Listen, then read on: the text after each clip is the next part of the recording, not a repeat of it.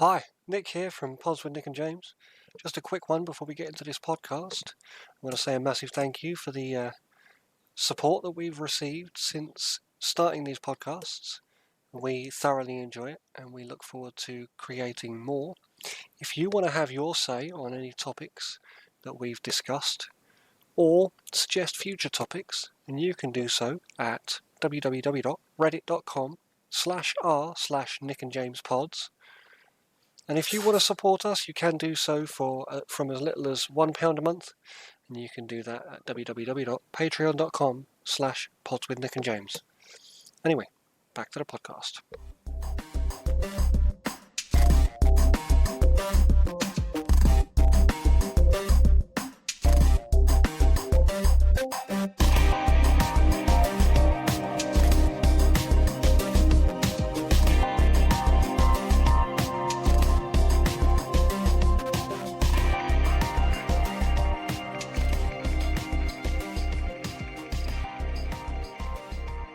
Hello and welcome back to Pods with Nick and James. I'm Nick. This is James. Hey there. This week we are covering a little bit more of a opinionated topic as a follow-on from our health and medicine podcast that we did recently. I want to cover how I believe money has destroyed the medicine industry and the health service in general. Just a quick disclaimer. This is obviously James and I are both based in the UK. Our perspective on this, despite being quite tainted, will not paint the same picture as will be seen in other places in the country, in the world. I'm thinking of places like America, where I know things are a lot more dire. However, I think a lot of the points that we're going to cover are just as relevant, maybe not as severe, or maybe twice as severe. It's just a matter of perspective, I suppose. As I was saying, though, it is opinion, and there is a lot more conjecture in this than there has been in any previous podcast. So do please engage in the debate with us over at the Reddit or the podcast. You can catch the link in the description of wherever you are, what you are listening to this podcast from. Without any further ado, let's get into the topic. James, how do you feel about money when it concerns the health service? So I think, unfortunately, money is a contributing factor with with every single industry and with every single piece of human endeavor. What I would say is that, unfortunately, money shows where your values lie. Somebody who claims that they care about something yet is not willing to part with any money to support it often will look like a charlatan. I think that the fact that money limits what procedures can be done in the NHS and what care our elderly relatives receive in their twilight years really shows kind of a vast gap in what we say is important to us and what we actually do, and what we spend our money on and what we spend our time on. We're all guilty of this. Like, I'm guilty of this myself. I need to spend more time and place more emphasis on my direct family, and I definitely need to treat my mum better. But when it comes to a society level, the fact that the NHS is always starved for money, you've got nurses going on food banks, you've got a third of all NHS staff going off with stress at one time or another, it really it makes healthcare and the NHS generally look like things that the government use to make themselves look good, rather than an actual priority or an actual fundamental aim for any minister or any party within our government. Yeah, So I've just gone off on a no, long you're tangent there. it's absolutely fine. You are bang on the money when it comes to, like, it's very easy for new ministers to offer it as a means to get a foot in the door, by saying things such as, "Oh, we'll increase the budget to the NHS," or "We'll up the scope for support in mental health matters," or whatever it is that their next angle. Or we'll ring fence the money that we're spending on the European Union. Absolutely, yeah. And whereas when people ultimately, when they get into power, they realise that decision isn't really theirs to make. The budget's tied up for good reason. Not good reason. The budget's tied up for a number of different reasons. Normally, it's tied up in ways that, I mean, ultimately, any kind of health sector that has a budget can never be what I like to call patient-driven. Yeah. And if you have a free health service, and it is supposed to be free to everyone, then the minute you throw a budget at that, you end up with people not being able to be seen and treated because they're not within the budget. They're not, like, you think if, like, the NHS budget, I've got the numbers here, the NHS budget is around about £165 billion per year. Sounds like an awful lot of money. 65% of that budget goes on staff costs. Yeah. 10% of that goes on GP practices. So that's like GP visits, things like that. Now, the general public have the majority of the healthcare they receive is through the GP. And for the entire budget for the GP service in the UK alone to be £16.5 billion, you can see why it's so difficult to get an appointment when you have an ailment. The budget is so low, there's not enough doctors, there's not enough time for the populace per health service or GP service for people to get an appointment. It's incredible that when you have, as I said, when you have a budget, it limits how you approach your. If you say, for example, you have 50 quid, and that is your budget to pay for everybody's lunch, but you've got 75 people coming for lunch, and each person's lunch is going to cost you £1. There are 25 people that are going to have to wait till the next time you get your 50 quid. In order to have lunch. I'm using it as a bad analogy, but you get the idea. The budget is what limits the NHS. It's what limits the health service. The minute you use money, the free health service isn't a free health service. There has to be questions asked of who takes priority. And that, I'm not sure that was the aim when a free health service was offered. I mean, it's got to a point where I've considered taking out health insurance and going private in order to be seen by the GP, or in order to get, like, a real, what's the word?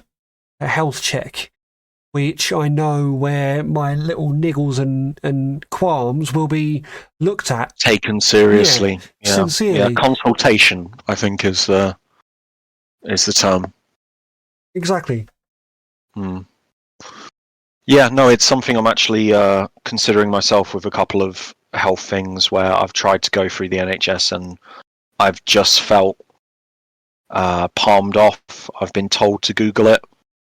I've been told with a number of health issues to make a lifestyle change, and there is, you know, to a point, that's fair enough. But some of the stuff that I'm I currently have, which I won't go into too much detail, it's not the sort of thing where a small lifestyle change is going to reverse the effects, and it just kind of feels unreal, and like the doctor isn't taking my concerns seriously. Absolutely, and I think that's a lot of the feeling in general. With a lot of the people I talk to, they get either palmed off or they get fobbed off with a certain medication to just like treat the symptoms, not fix the problem. And you don't feel like you're being looked after. You don't feel like you're being taken seriously.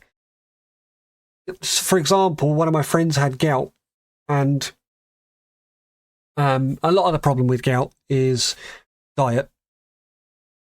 However, there is immediate treatment that can be given, but they weren't able to get the treatment because they couldn't get an appointment with the doctor.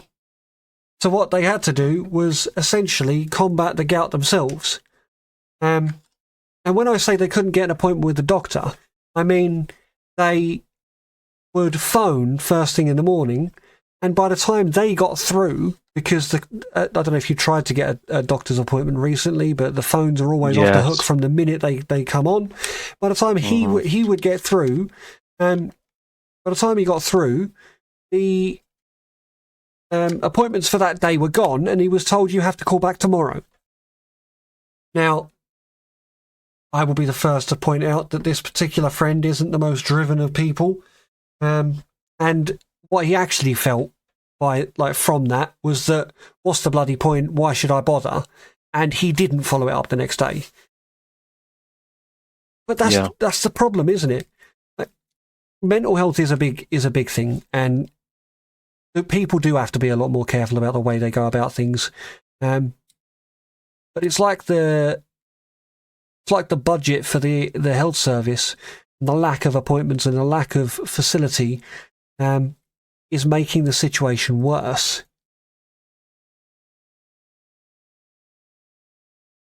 Yeah, I'll completely agree with that. Yeah. Like, I guess it's just the truth of the matter is it doesn't feel holistic, or it doesn't feel, patient driven, as you said. You do feel like just a number in the machine. But like, I think what I was wondering is, when it comes to, all right, what is the treatment, I guess, for gout? Like, what would a lot of it's budget, I know, but then you've got like fungal steroid creams and stuff like that that can be given to kind of help assist the healing of the sores and things that pop up. Oh, okay. All right. So, and what happened with your friend? Did he just, was in pain for an extended period of time, but then the changes to his diet eventually kicked in? Instead of it being assisted by medication, which would have sped up the healing process, obviously he would have had to have made the dietary changes anyway, which he was planning to do. But it would have sped up the healing process to a matter of 2 weeks to a month, instead of the 6 months that it took for the entire process to go away in the end. And that's if you have the ability to actually get over the ailment that you've got. Like, I've got a little story which I will go over now. There's I can't remember who it was, but there was a guy in Iceland. Now, I don't know if you know, but the population in Iceland is a bit smaller than that of the UK.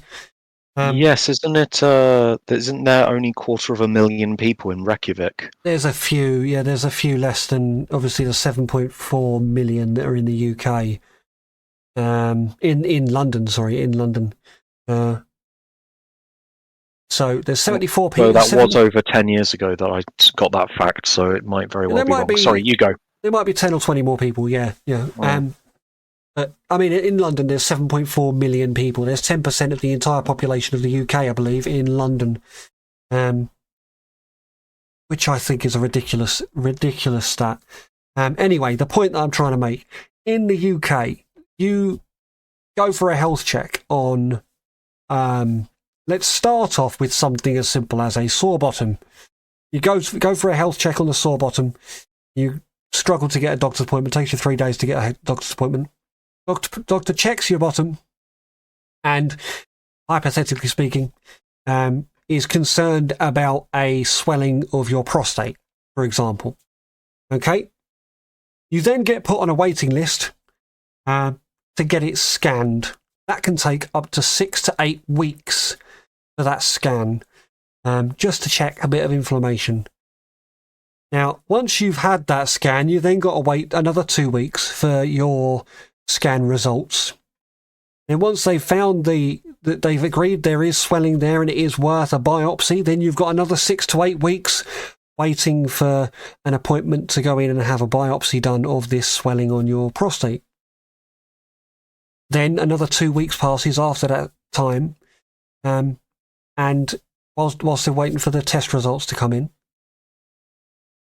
And you're seeing where I'm going here. And then you've got to wait another 4 to 5 days to go and see the GP to check in on what the biopsy returned, what the test results returned.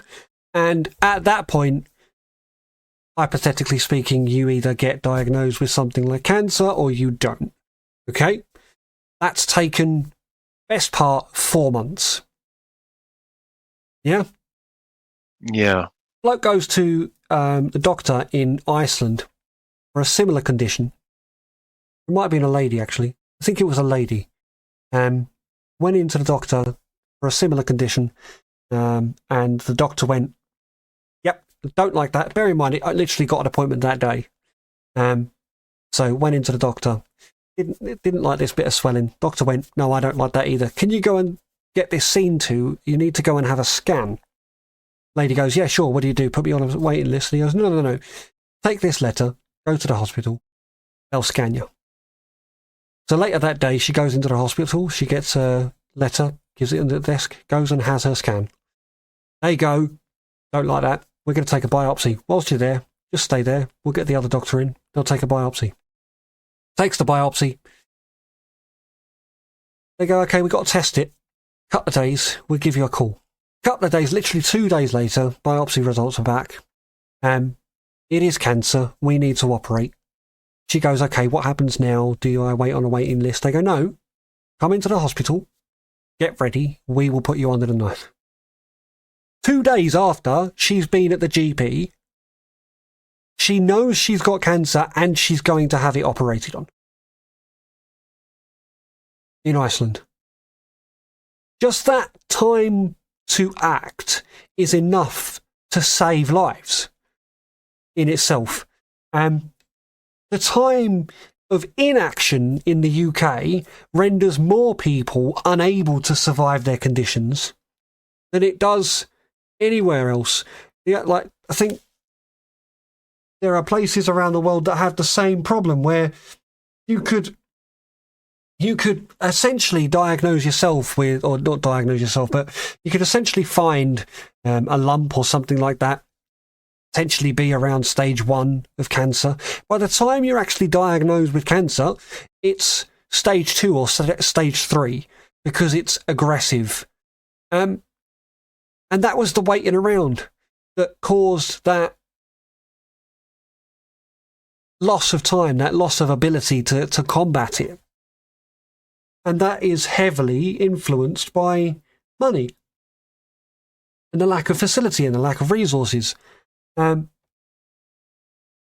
Is the system in Iceland private? I can actually, I will look that up for you because I don't want to give you the wrong information. Does Iceland have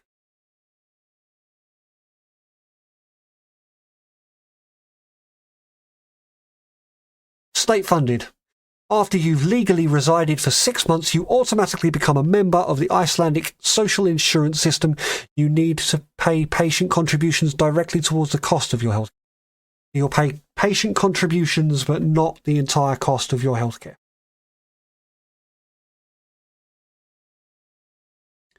Wow. Okay, and that I also love it as well, as long as you're residing there within 6 months. Yeah. Don't need to be a national. Yeah. It's almost crazy to think. Yeah. It does work, but obviously Iceland is a niche situation. The populace is a lot lower. The ability to act is higher because you're dealing with a lot less cases on a regular basis. But I can't help but think that budget does have a high influence on the speed and turnaround of conditions. Not to mention the fact, and this is where it's going to get a bit more conjecture driven, not to mention the fact that pharmaceutical companies are a lot of the reason why conditions are sustained and not cured, because they are a business. They make money off of people being sick. And it sickens me to hear that the average cost in drugs for Parkinson's disease annually is £3.8 billion. That's £3.8 billion paid to a private company, or private companies, for just the medications to sustain Parkinson's disease in sufferers. Bear in mind that the average life expectancy of a person diagnosed with Parkinson's is 20 years. That's £3.8 billion annually. There are around about, I think there's 115,000 Parkinson's sufferers in the UK.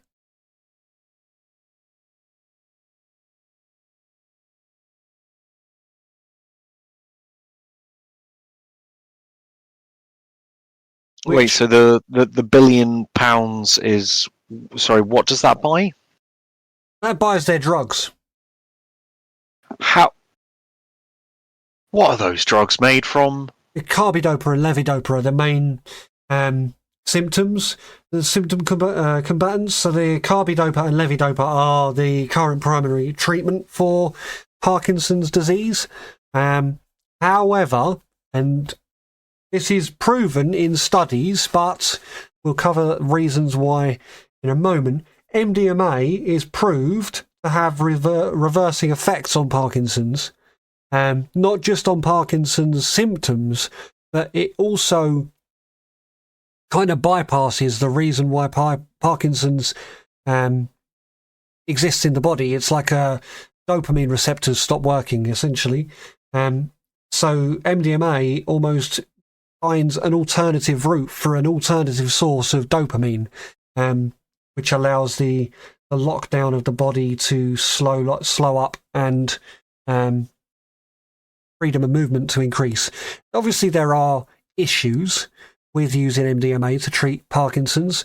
It is a heavy stimulant, and it can run the risk. You can run the risk of wearing the brain out a lot quicker. For example, you could end up with dementia at a lot younger an age. But this is studies in their infancy, which have been stopped because ultimately there's one drug you give a Parkinson's sufferer and you can't make money off of that. Carbidopa and levodopa are normally given to a Parkinson's sufferer at the same time, and then because they're so aggressive, you need 5 or 6 counter medications to combat the symptoms or the side effects of the carbidopa and the levodopa. So just one Parkinson's sufferer is taking 7 or 8 medications per day, numerous times a day, in order to live with their condition. You'd take all that away and just give them one drug? I personally would, absolutely. However, the people that are the ones calling the shots on the research are the pharmaceutical companies. They're the ones that make the money on the 7 drugs, not the 1. Yeah, so why would they make a wonder cure which can... Exactly. Yeah. And I know, like, once again, I know it's MDMA, don't get me wrong. I know it's ecstasy. And I know that it's an aggressive form of treatment. But as I said, it was also studies in their infancy that provided ridiculously good results. You'd need to develop that drug into something that was safer, not something that is going to wear the brain out a lot quicker, and cause early onset of dementia and things like this. Although I will say, I've spoken with a number of people. I used to work in the health sector, in the elderly care sector, and I've spoken with a number of people that have suffered with Parkinson's. And I think they would take treatment of their condition and without the side effects of the carbidopa and the levodopa, if the side effect of the drug they were having was the potential risk of the early onset of dementia. Like, they were already old. 20 years of living with that condition, they were done with it. But there's another thing, of course, as well. It's not the only condition where there is potentially a wonder cure. Mental health is something that I quite often preach on about. And it is so important that people take mental health seriously, because it's the unseen illness. People are quite easily missed, even though they could be quite severely sick. Now, did you know that psilocybin, I don't know if you know what psilocybin is? No, it sounds like a storage container of some kind, but No. what is it in truth? Psilocybin is the hallucinogenic drug that is found in magic mushrooms. Okay. Right? Psilocybin has been proven to cure depression and anxiety.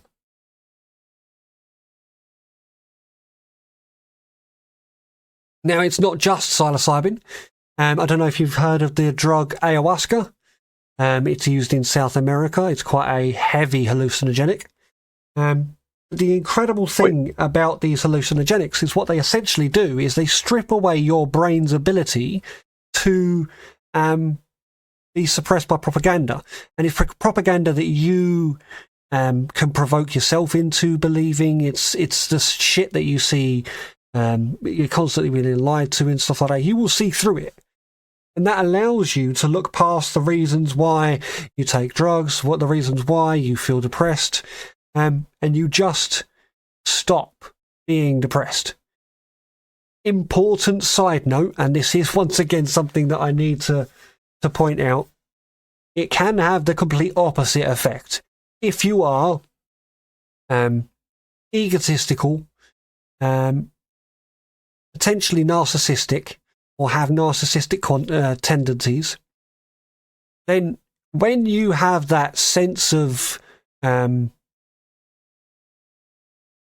freedom from propaganda, you're basically stripping your own life back to realizing that you're not everything you make yourself out to be, and that can have the complete opposite effect. That can send you on a depressive spiral. Because all of a sudden you're not this uber fantastic person that you thought you were.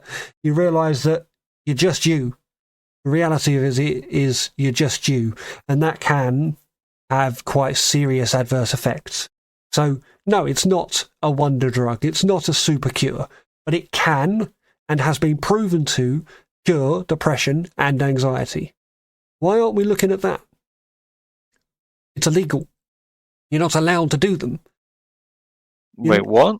You're not allowed to do these drugs. You're not allowed to do these hallucinogenics.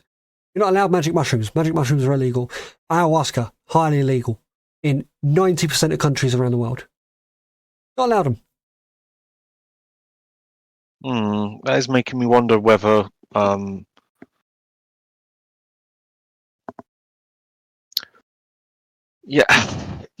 that's just entirely questionable. You can't hold things back for the sake of a profit. Like, I realize people do it all the time, and I realize although patents allow the inventor of a new thing to profit from it, they also hold things back. Like, I heard a rumor, I'm not sure whether you can confirm this or not. Don't Philips hold the patent for the everlasting light bulb?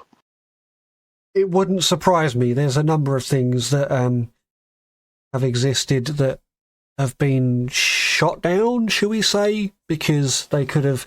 Did you hear the story about the bloke in I think it was the 80s, who made a car that ran on water? That sounds amazing. It was amazing.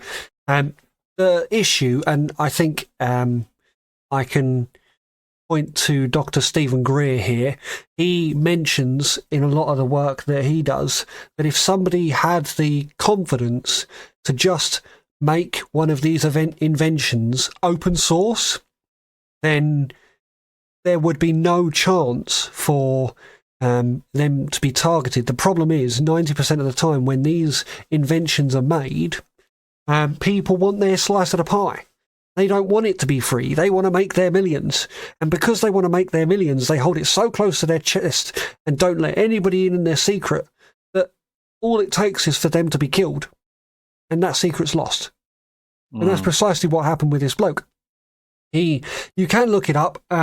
It does exist out there. Have a look at it. The car that ran on water.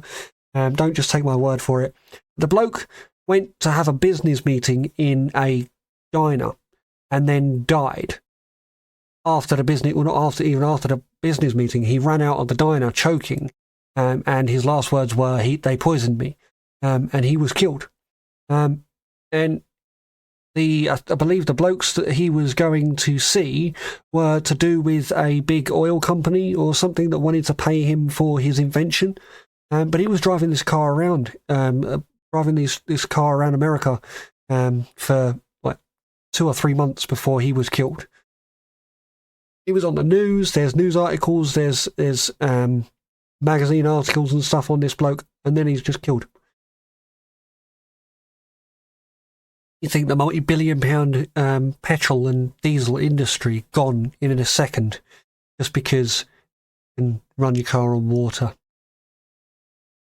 Essentially, all the fossil fuels as well. Exactly. It used a converter that took water and pumped it, split the water and pumped out the oxygen out the exhaust, and then it pulled the hydrogen and ran on the hydrogen. It literally used like an electrolytic separator to pull apart the H2O into oxygen molecules and hydrogen molecules. Use the hydrogen to run the engine and pump the oxygen out the back of the exhaust. That literally sounds incredible, and it's crazy to think that such a thing has been invented in our time and has been blocked. Well, you look at what happened with Tesla as well. Nikola Tesla was working on his Tesla Tower. I don't know if you ever heard about this. He was funded by a chap in America whilst he was doing all of his research at the same time as Edison was doing his research. Now, you know why Tesla didn't succeed in the way that Edison did succeed? Funding got pulled? Funding did get pulled. Very good reason why his funding got pulled. Tesla was working on wireless energy. His Tesla Tower, the Tesla Tower, it was a means to pull energy out of the atmosphere. The electrostatic energy in the atmosphere was a means to tap into that and power things remotely. The problem is, the bloke that funded his research was the biggest, I fucking love this, the biggest supplier of copper wire in America. And he went, wait, what? No. And pulled his money.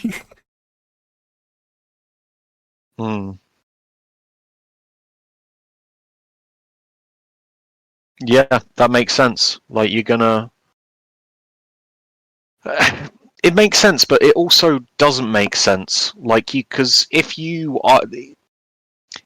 make yourself redundant, you're going redundant on your terms, you know? Mm-hmm. So it gives you the chance to roll with the punches because it's your punch. So you control how hard it is. You control where it's hitting. You know, you control whether it's curved or not. This Hollywood mentality, it doesn't exist in businessmen. This whole, you look at Tony Stark, Tony Stark literally is the embodiment of Nikola Tesla. Designs a power source that can power the entire country in America. And what he does is he goes, yeah, fine, we've got this. What I'm going to do instead is I'm going to make other means to make money, and I'm going to branch out in other industries and do other things. And I'm not going to be purely reliant on what I used to be reliant on. But that's not how business works. Like the bloke that funded Tesla went, I make money on copper wire. I don't want to have to give up this business which makes me millions and millions of pounds or millions and millions of dollars every year. I don't want to have to change the way that I do things to carry on making loads of money. And so he just stopped the problem before it became a thing. Which in itself is just worrying. Yeah. But let's get back on topic. So that the point that we were making was that. So what cures have been blocked by this sort of patent thing? Like, do you mind if I don't know? Do you want to name a health condition, and I'll like guess whether there was a miracle cure which has been blocked or not, or anything along those lines? Well, or I mean. Fine. Let's go epilepsy first off. Oh dear God, please don't tell me there's a cure for that. Like, a really good friend of mine has that and she's got it real bad. Yeah. Okay, so in Australia, in a place called Nimbin, this has got a lot of publicity recently, actually. A lot of the reason why they've had to review the cannabis laws in this country is because a kid of, I think, 14 went to America and was being treated for epilepsy with cannabis, and it changed his life. He was able to have a normal life, essentially fit-free through the use of medicinal cannabis. The reason I said in Nimbin in Australia is because that's where this research originated. There's a bloke in Nimbin who has been treating people with epilepsy with cannabis oil for 20 years. You can go there and he will make you a cannabis tincture, like a cannabis oil, which you can prescribe to yourself, or you can give to your loved ones, whoever's got the condition, really. Now, you've got to remember that epilepsy sufferers, they live on a multitude of drugs.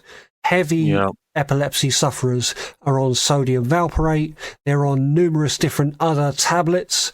Sodium valproate is a liquid. They've got a number of different tablets. Quite often the side effects of sodium valproate need 3 or 4 different drugs to go with them, like an omeprazole or something like that, to kind of counteract the overproduction of bile in the stomach that's caused by taking the medications. The lack of hunger needs a hunger inhibitor, shall we say? So, normally like a mirtazapine or something like that, which itself is a sedative. So then you need a counter sedative, so like a caffeine tablet or something like that, in order a stimulant to try and keep you awake. Not to mention the fact that sodium valproate is really, really drowsy, and the condition itself is really tiring. having all those fits all the time, and it doesn't even stop you from having all the fits. All of those drugs and you still seize. And yet, medical cannabis has been proven to stop seizures to nearly 0%. Almost completely stop seizures. There was a young lad who went to Nimbin. He was having over 100 seizures per week. And he started taking cannabis oil, and his first seizure after taking cannabis oil was 6 months after having taken cannabis oil, or continually taking cannabis oil. And it was most likely because he was poorly and therefore was unable to keep his cannabis oil in his system. So yeah, there is a wonder cure for epilepsy, and it is something that is illegal. That's really frustrating to hear. Yeah. I've got a little bit of story time with Nick, which I'm happy to hear it. Happy to hear it, man. I want to go over now. This is a story which I, at the time when it first came about, I can remember the news story because it's quite prevalent. It's one of those that you never really forget once you've heard it. There's a chap in America called Ash Michael Hyde. Okay, he was a young lad of a year and about 9 months old, and he started to have. He started being really sicky. He was really dizzy, falling asleep all the time, like more so than a young 18-month-old baby does. 18 months, 21-month-old baby does. But he was poorly, really poorly. And his dad went, no, enough of this. I'm going to take you to the doctor. Took him into the doctor, and he was diagnosed with a cancerous brain tumour, which was wrapped around his optic nerve, measuring 4.5 centimetres. Pretty much immediately, doctors performed brain surgery. However, unfortunately, they could only remove 10% of his tumour, which meant that they had to put him through the only prescribed treatment for cancer, chemotherapy. He had 4 bouts of chemo, then he had 4 bouts of stem cell rescue, and then 4 bouts of hydrochemo. And this chemotherapy that he was being treated with caused massive seizures, pretty much lifeless. He was really poorly. He was in hospital nearly all the time. He got a blood infection and actually went into septic shock, ended up in ICU. This is all before his 2nd birthday. And he had a really, really bad time of things. He was pretty much on his deathbed. He didn't eat for 40 days. He was peg-fed. And during this period, whilst he was on the chemotherapy, the doctors had prescribed about 5 or 6 medications, meaning that he was taking around about, this is a 2-year-old baby, around about 120 milligrams of 5 different drugs every day to combat the side effects of chemotherapy. He was, as I said, he was unable to eat. He didn't eat for 40 days, and they were pretty much signing him off. His dad was being told, like, you need to be prepared that he's probably not going to pull through this. And it wasn't because the cancer was killing him. It was because the chemotherapy was killing him. It's so messed up, although I know that... As much as the chemotherapy was doing its job on the cancer, it was also killing this poorly little boy. And eventually the dad managed to talk the doctors into taking him off his 5 counter medications. And instead started putting cannabis oil in his feeding tube. Only a couple of drops every day. But his dad's words were, it was almost instantaneous. The change was nearly instant. He was able to sit up. He started wanting to eat. He genuinely turned around through And it was because the symptoms, the side effects of the chemotherapy were purely being combated by the cannabis oil. And it gave him the ability to last through the chemotherapy. 5 months after, 2 months after his cannabis oil treatment was begun,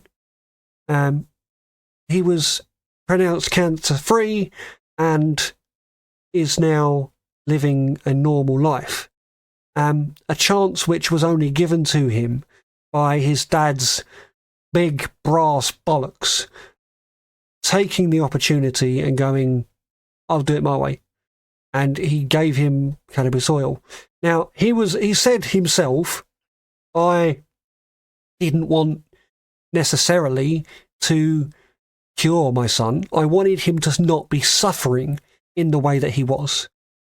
The aim wasn't to cure him, and it's important to note that the chemotherapy did kill his cancer.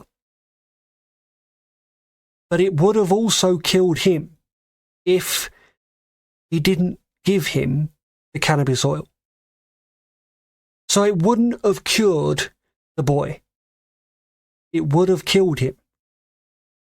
So why were they giving him 5 counter medications which weren't working when there was a medication that did work?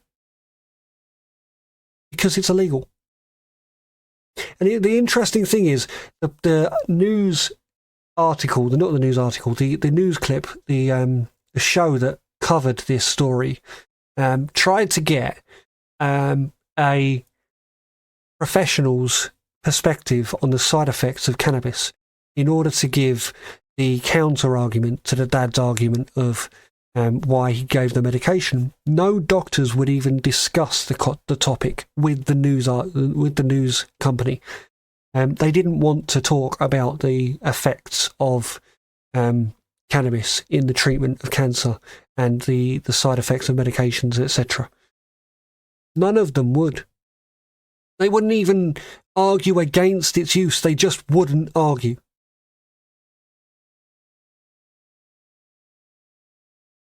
And it's important also to note that this dad never once mentioned to these doctors what he was doing by giving this kid this cannabis, because he was terrified that the doctors would take it away and not allow him to have it, and he was terrified that he would be arrested. That's crazy to think. Like, just so many things there. He's 2 years old. Mm. Wouldn't you? What does the Hippocratic Oath say? I swear to fulfill the best of my ability and judgment this covenant. I will respect the hard work. I will apply for the benefit of the sick all measures that are required, avoiding those twin traps of overtreatment and therapeutic nihilism. That in itself is exactly what is going on in the health service because money exists. Mm. You end up with people not being cured. The aim is not to cure a person of a condition. The aim is to get people to live with their conditions. That is often the way it feels nowadays when I go to the GP, but yeah. Do you have any ideas on how we go about changing this? How we go about reversing the crawl of history, the rolling of the cogs, as it were? Like, how do we stop the NHS kind of becoming more obsessed with costs until it's a shop window? I unfortunately, with as long as money exists, and as long as, I mean, the only way we can really take it back is if we have if we have a state-owned pharmaceutical company or pharmaceutical part of the government, I suppose. In the same way that you could take away if you look at, let's go transport in Italy, yeah? Transport in Italy is so much cheaper because it's state-owned, yeah? It's all part of the state budget, so the costs are allowed to be a lot cheaper. If the drugs being prescribed were state-owned, then the treatment would be a lot cheaper, and the government wouldn't be aiming to make a penny off of it. They want to be spending less money, so they want to be giving less drugs. They want the right drug for the right job. Yeah? Yeah, makes sense. So if you're not going to get rid of money, then we need to take control of the situation as a country and not privatise it. The minute you privatise anything, it's about profit. And I know that people in America with their privatised healthcare will feel the same way. The private healthcare, it quite often renders people unable to be treated because they can't afford it. That's not what the world should be about. That's not what the health service was for. Do we want to go down the same road where everything's privatised and we end up with people unable to be treated for conditions that should just be able to be fixed? Do we want our conditions to have to be sustained by drugs in order to continue to make people money? You know that the average cancer sufferer is worth worth about £7,500 worth of drugs given to each individual cancer sufferer per week in the UK.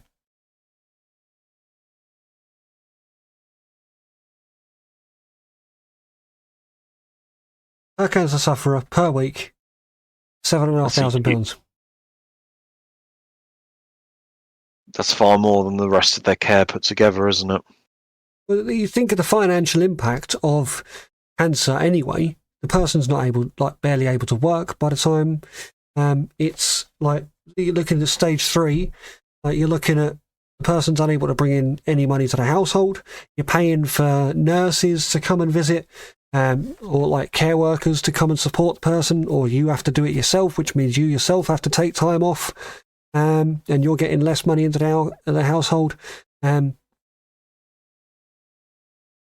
The financial impact is already high enough, and then you turn it into a profit-based exercise where you want to sustain their condition for as long as possible, and also make as much money as milk that cow for as long as you possibly can.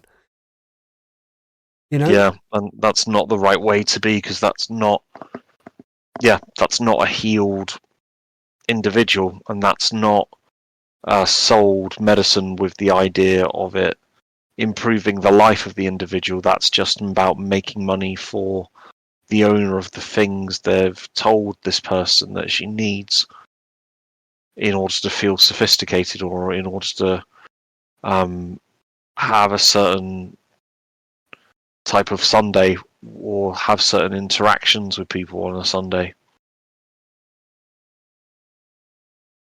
Absolutely. Oh dear. Okay, so epilepsy, some forms of cancer. What other common diseases are we currently suffering with when a cure has already been discovered? Even certain forms of dementia have been proven to be reversed by the use of weaker forms of ecstasy. Like MDMA has been proven to refire dormant brain cells and reverse the effects of dementia in Alzheimer's sufferers and other conditions. Okay, well, those are some huge ones there. The thing that sickens me the most, though, is that these drugs are illegal, and I believe in some of the reasons why they are illegal.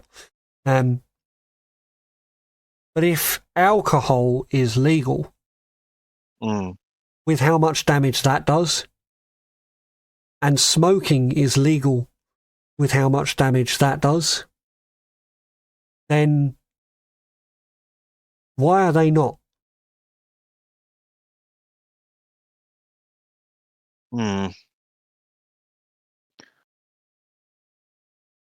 It's a good question, and although I'd love to, I wish there was some kinds of sensible answer other than money as to why these conditions haven't been cured. I think that I know that there are countries where cannabis has been legalized, in some cases for medicine. Yeah, in this country, you can get medical cannabis prescriptions. You do have to be assessed heavily to qualify for cannabis as a medication. And I believe that if it was going to be legalized, that it should be along those lines where you have to attain the right level. You have to not necessarily prove yourself, but there's certain awarenesses that need to be, as far as the health sector. Have you got an addictive personality, which isn't even looked at now when it comes to things like codeine and cocodamol?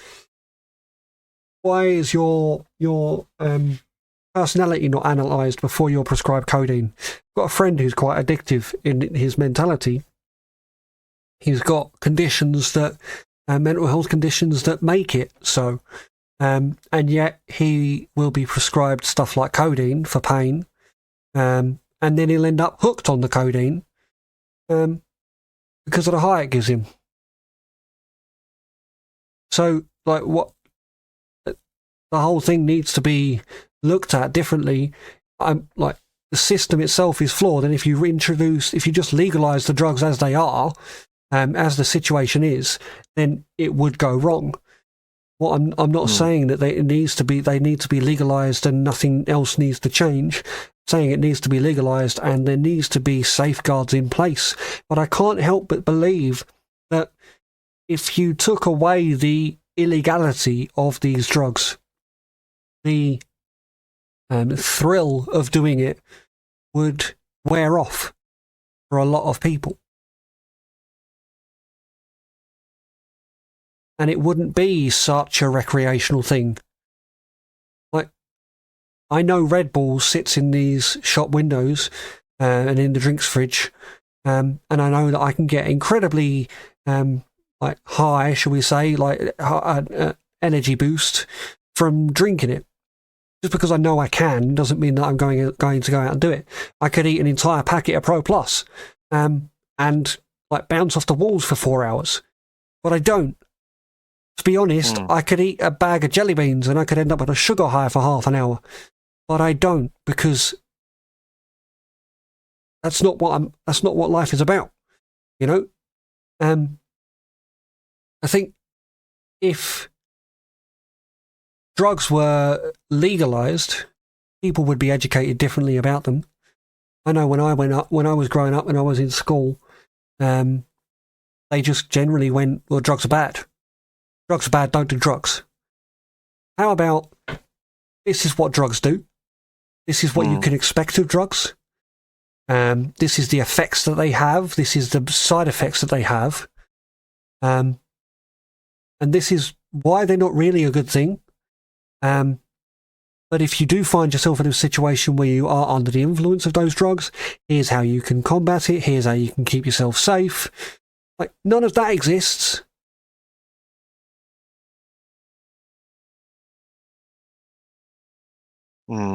Like, the system itself is highly flawed, and money is at the bottom of a lot of it. And it's not just the health sector. A lot of the way the world works is highly flawed. But today we're covering the health sector, so let's finish on that. I think I've as I said, I've put my argument across to the best of my ability, but once again, I reiterate the fact that it is conjecture. It is opinion. If you do have a counter opinion, please do do come to the Reddit and pose your counter argument. Like get on board. Give us a debate here. I am not trying to tell you that I'm right and everybody else is wrong. I'm just giving my perspective. How do you feel on it, James? I mean, I'm wondering if there's any other countries which have a... Well, obviously Iceland has a better system. What other countries do you feel have a better system than ours, and which ones would you say have a worse system than ours?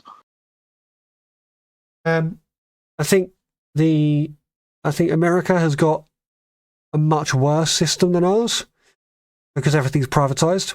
However, it works better in the fact that if you have a condition, you get treated. It just costs you the earth to do so. Yeah, when you get out of that building, you're hit with a bill, and you kind of makes you wish you were. Yeah, I mean, it you were renders still you sick. Completely helpless financially. I think I don't know many countries that do have a good health service because a lot of it is still profit-led. So would you say that capitalism inhibits healthcare? Yeah, absolutely. Absolutely. All right. I know that in America, isn't medical debt like one? I think it's. You know what? I'm going to double check this fact now. Isn't medical debt like one of the second biggest causes of the second biggest causes of bankruptcy in America? Most likely. I'm just going to look this up, double check my facts.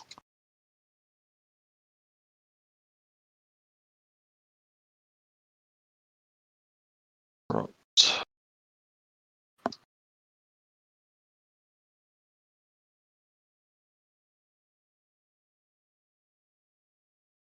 Yep, that's it. It's the second biggest cause. Oh dear. Yeah, medical conditions and long-term medical issues. Yeah. I mean, giving birth, like bringing a new human being into the world in America will cost on average $19,000.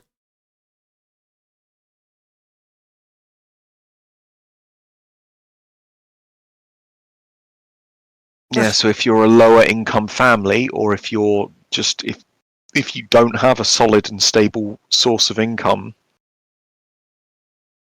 yeah, like how do you deal with that? And that's literally just giving birth. That's not living with a condition like cancer or Parkinson's. Yeah, that's a natural kind of. I will say it. Like, although whether it should be or not, that's a fundamental human right. Like, and that's 19 grand. Oh dear. Right.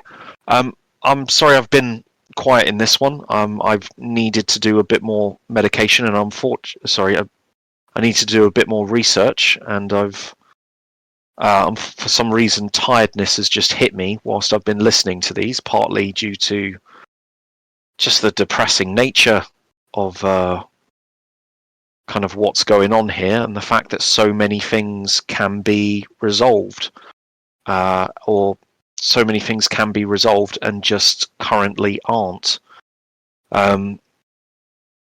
You've made a lot of good points there, Nick, and you've definitely... Yeah, I mean, maybe I'm a bad example because I am easily convinced by people by listening, but